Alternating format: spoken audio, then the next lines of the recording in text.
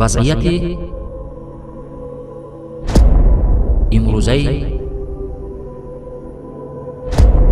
امت. مسجد جماعتی مسجد به دو تقسیم نکنه. اقل همین در مسجد وحدت باشد، یگانگی باشد، اختلاف نباشد. در همه جا مسلمان ها با هم دیگر اختلاف هستند که از این دشمنای اسلام استفاده برد. مسلمان ها گوناگون فکر و گوناگون اندیشه و گوناگون رفتار شدن، اینا استفاده کرد دشمنای اسلام، همه پراکنده کرد، حکومترانی دارد. مسلمان ها خوار و ذلیل مرد کار در این کشور به این کشور گشتی هم مهاجر شد، حکومت در دست آنها شد. برعکسش بود 100 سال پیش، مسلمان ها حکمران دنیا بودند، برای آنکه به شریعت عمل میکردند، الله را میشناختند، پیغمبر را میشناختند، پایبند شریعت بودند، عزیز بودند. وقتی که از شریعت روی گرداندند خوار و ذلیل شد.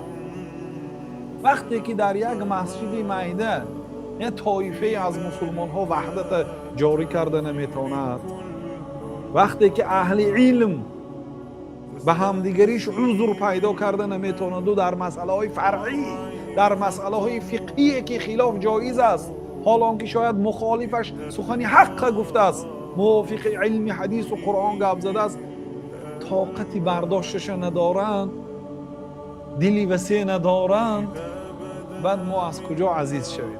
از کجا مسلمان ها عزیز شوند؟ این همش از همین نفهمیدنی شریعت، عمل نکردن به شریعت است.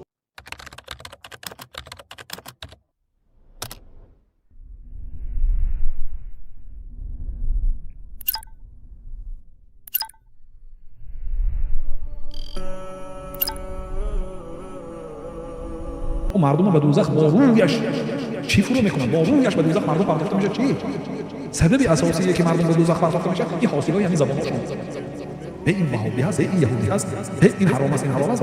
هر یک سخنی که میگه جوابداری داره. بذار ناس فراموش نکنید که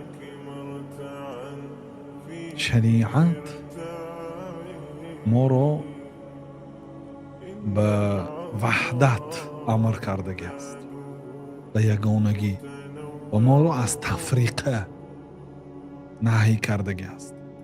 اصول شریعت، مقصد شریعت مردم یک جای کردن، نه پراکنده کردن. شریعت فقط برای وحدت صفها، برای همدیگر فهمی، مستحکم بودن مسلمان ها کوشش میکنه. شیطان ها و جین ها و دشمنای اسلام میخوان مسلمان ها بین همدیگر نافهمی باشن، جدایی کنن. هو اسمعکم المسلمین من قبل و فی هذا. الله تعالی شما رو مسلمان نامید. در کتاب های پیشینه، در کتاب های تورات و انجیل و زبور و در کتاب های متقدم، الله تعالی وقتی که درباره امت پیامبر صلی الله علیه و سلم حرف میزند ما را مسلمان نامیده است. و فی هذا، در این قرآن هم ما را مسلمان نامیده است. سوره حج. جدایی، حتی در یک مسئله ما با شما خلاف کردیم، فهمیش ما دیگر خیلی است، فهمیش شما دیگر خیلی است، لیکن فراموش نکنید که ما همه مسلمان هستیم، ما همه بندگان الله تعالی هستیم. حضرت ابوبکر و حضرت عمر اختلاف داشتن همیشه. روزهایی بود که حضرت عمر حضرت ابوبکر خفه کردند.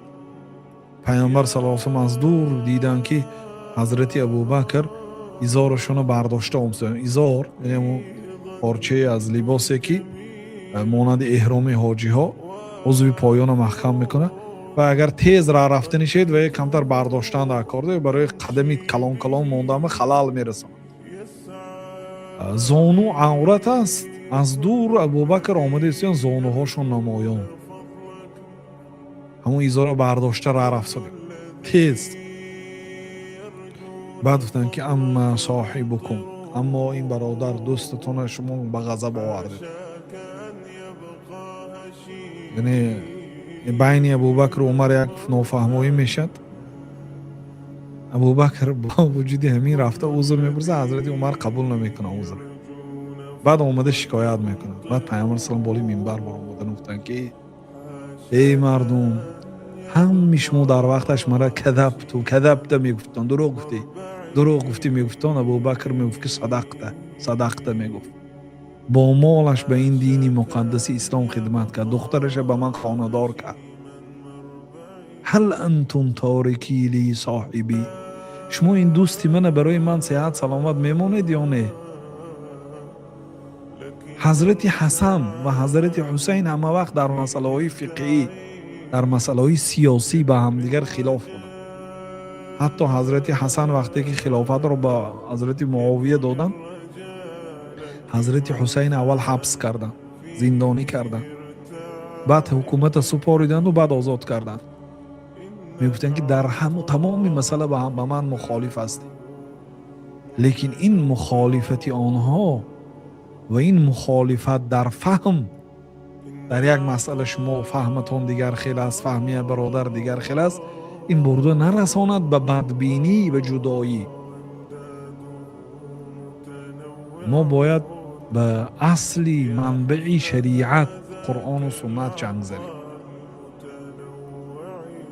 برای همین الله تعالی امت اسلام را از تفریقه و جدایی دور کند که این سببی همه شکست، سببی همه خاری و ذلت، این همین چیز از این دشمنای اسلام بافتند، ساختند، کافتند، یافتند تا اینکه مسلمانان با همدیگریش مشغول شود. چون این مسلمانان طایفه معیدش تمامی دنیا را غلبه میکند و این اونا نمیخواهند. بنابراین اینا نمیخواد سوالای هم فقط همین بین همدیگر جنگ و جدال کرده خواه روند، مسلمانان پیش نروند. برادرها این خیلی کارهای ترک کنید تا کمتر روشن فکر شوید، خاصتا در مسئله های فقهی. الله تعالی هدایت کنه. بله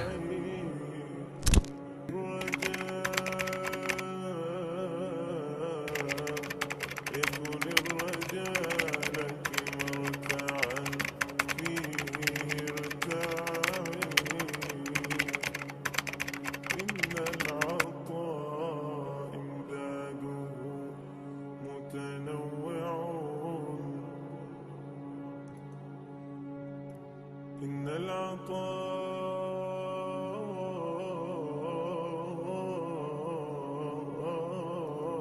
إمداده متنوع، يا حسن هذاك العطاء المتنوع، وردوا على نهر الحياة وكلهم شربوا